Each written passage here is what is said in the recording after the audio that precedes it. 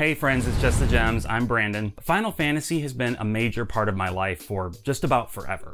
Over the years, I've watched the series grow from its simple NES-era roots through its first growth spurt in the 16-bit era, to its awkward phase, to its angsty phase, and even into the phases where I don't even understand it anymore. All the while, I've loved it, even when I didn't get what it was doing. If Final Fantasy is a child in this metaphor, then I believe Final Fantasy 16 is the series finally becoming a full-fledged adult. And no, not just because they say some naughty words and maybe show a second or two of side boob. Final Fantasy 16 is the culmination of the series' adolescence. It gives us the first truly interesting glimpse into what it will be going forward. But I want to talk about exactly what Final Fantasy 16 is doing that makes me view it this way. To do that, I'm going to have to go into some insanely big spoilers. So if you're not all the way through the game yet and you plan to play it, then you'd be advised to bookmark this video to watch later. If you have finished, or if you have no interest in playing it but do have an interest in it, say, academically? Nah, I can't say that. That's giving myself way too much credit. But either way, if you're through with the game or you don't care about spoilers, then let's get into it.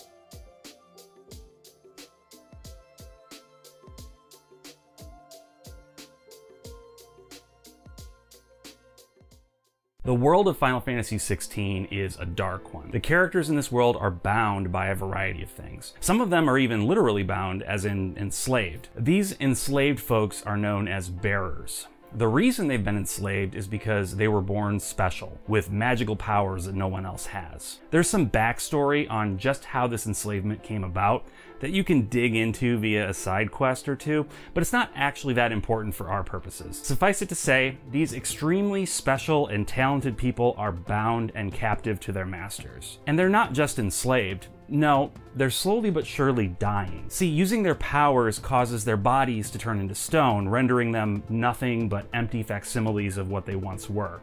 But more on that later. The big overarching mission for protagonist Clive and his crew is to free the bearers and destroy the mother crystals, these enormous sources of magic that have sustained them for so long, but that now are sucking the life out of them. And now is when we start to get into the big time spoilers, so this is your last warning to abandon ship if you're worried about that sort of thing. Not too far into the game, we're introduced to the big baddie. His name is Ultima, and he belongs to a sort of precursor race of gods that essentially created the world of Final Fantasy XVI.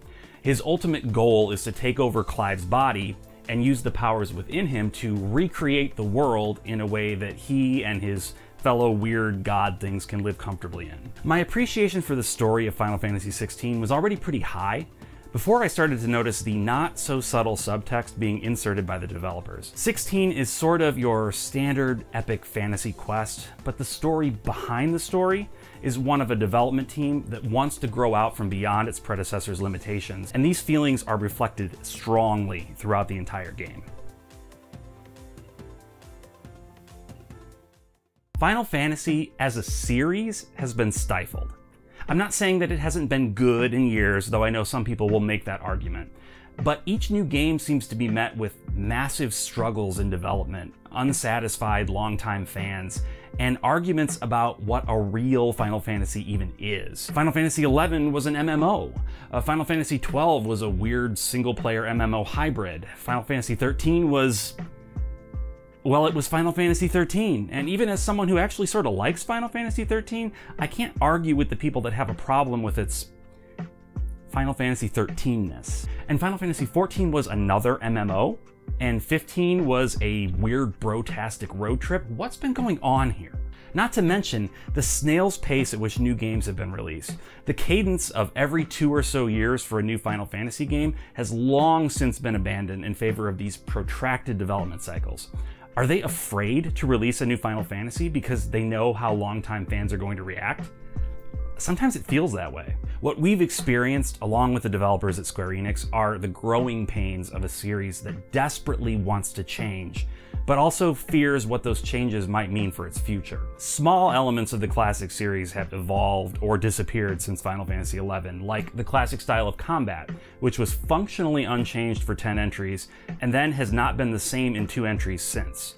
Nobuo Uematsu, the series' longtime composer, has moved on to other work since then too, and each game has been scored by different composers. Even seemingly inconsequential elements like world maps and pilotable airships have faded. Yet it's Final Fantasy XVI that seems to have done the most to separate itself from its predecessors, and it told an entire story about why it needs to do just that. The bearers in the world of Final Fantasy XVI can be viewed as the developers of Final Fantasy XVI. These are the people blessed with the power of the crystal. That is, the power of the series best represented by the classic crystal from its earliest days. However, they are enslaved to the people of the world, which I suppose a bit uncharitably can be seen as us, the audience. In fact, we insist upon branding them with a mark so that we can identify them. This mark in the game takes the form of a brand on their cheek. In reality, the brand we insist upon seeing is the name Final Fantasy and all the things that brings with it, like airships, chocobos, a character named Cid. Within the game, this brand is made from poisonous ink. If a bearer tries to remove it, the poison enters their body and they die. Here, I think it's clear the developers are saying how they worry about removing these staples from the series for fear that the series will simply cease to exist. However, they're intent upon trying. Tarja, the doctor within the game, has developed a way to remove the brand, and while it's not completely without risk, this at least allows the bearers to take back some of their freedom if they manage to survive the procedure. Still, for the rest of their lives, they will bear a scar in the shape of that symbol. No matter how much the developers may want to change Final Fantasy, no matter how much they may want the series to grow beyond what its previous owners had made, they will always bear some mark from the work that has come before them, and they acknowledge this here. But they're still afraid that they won't be able to escape their legacy. I mentioned that the bearers in this world are all slowly dying, their bodies turning into stone as they use their powers. It's possible that the developers won't succeed in freeing themselves from the crystal's curse, as this sickness is tellingly referred to in the game. It's the crystal that gave them their start, and the crystal that might end up killing them. Like I mentioned earlier, Clive's mission is twofold: to free the bearers from their bondage and to destroy the mother crystals. Here, the symbolism becomes even more obvious. The game's tagline in advertisements makes this even clearer. The legacy of the crystals has shaped our history for long enough. By making the destruction of the series' own legacy the ultimate goal for its heroes, and therefore its players, they want to encourage us to think about the series in a new way. It's interesting that Final Fantasy XVI targets the crystal as the element that most needs to be destroyed when it comes to the Final Fantasy legacy. Crystals were, of course, extremely prominent in the earlier entries, but I suppose that if the goal is a symbolic destruction of history, or maybe not a destruction per se, but a full separation, then there isn't much of a better symbol than the crystal. Except maybe the chocobo, but I'm sure they know if they stopped including chocobos in new games that people would truly riot. Chocobos are sacrosanct, but the other elements of the series' history are not. Cid is killed fairly early on in the game, and airships are deemed too dangerous to create.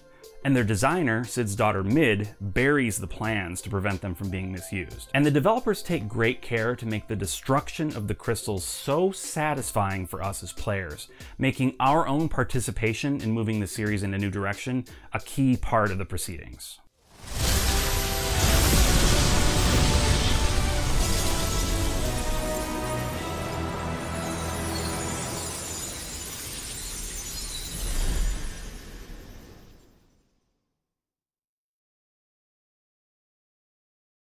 I mentioned Ultima and his goal of using Clive, the protagonist of this game, to remake the world in a form that is hospitable to Ultima's kind. If there were ever any doubts about what Ultima is meant to represent, I think his theme music should dispel them.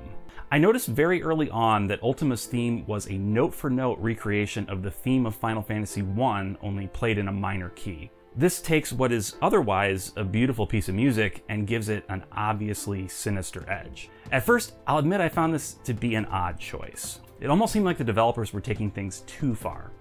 There's desiring to be free of your legacy and to start over fresh, and then there's burning bridges on your way out the door.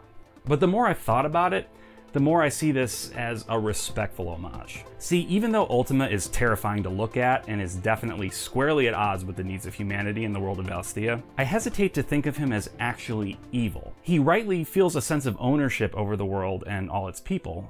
After all, he created them. The problem is, he more or less abandoned them, and in doing that, he created an opportunity for them to grow beyond him. They no longer needed Ultima to guide them. Clive's perspective is that because Ultima abandoned them, and they're now free of his control, that they should be free to chart their own course.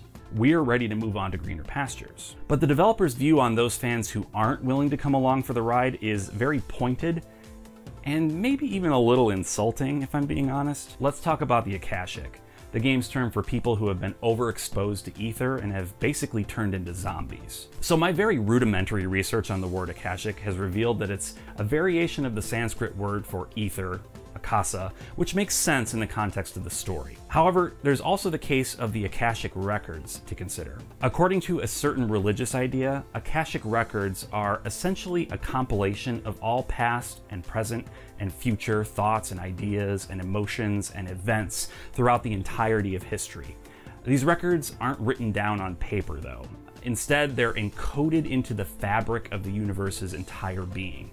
They are, in a sense, reality itself, and the idea of deviating from what is recorded in the Akashic records is unthinkable. This concept of Akasa, or the Akashic, ties in directly with what the developers are trying to tell us is bad, the wrong way to go about continuing this series. Everything that has come before throughout Final Fantasy's history is a sort of Akashic record, and some fans feel the vibrations of that history so profoundly that they recoil at the mere suggestion that the series should change. It's anathema to them. Within the game world, people turn Akashic when they're overexposed to ether, the power of the crystals. In one side quest, you encounter a cult of people that want to become Akashic.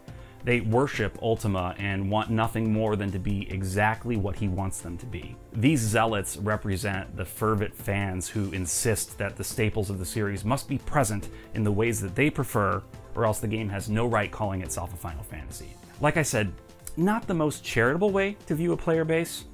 I definitely sense the developers' frustration in this. Clive and his party finally confront Ultima in his lair, where Ultima reveals his fellow gods. And I was pretty proud of myself here. Before this reveal, I totally called that there would be 15 other Ultimas, and sure enough, I was right. These Ultimas obviously represent all the mainline Final Fantasy entries to date.